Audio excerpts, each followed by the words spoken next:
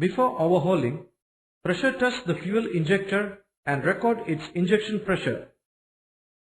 Clean the carbon from the nozzle tip. Remove the cap nut. Slacken lock nut and adjusting screw. Loosen the nozzle retaining nut.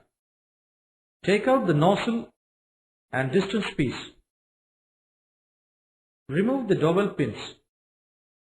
Remove the push rod, spring and the spring seat. Clean all the components with kerosene.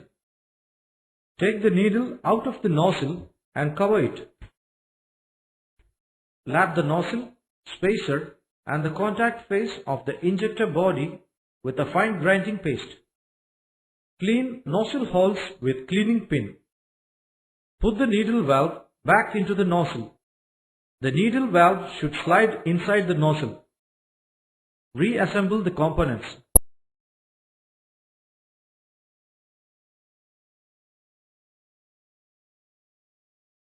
Tighten the adjusting screw. Test the injection pressure of the injector. Adjust to the required pressure by adjusting the screw. Tighten the lock nut. Ensure that the spray pattern is uniform and fine.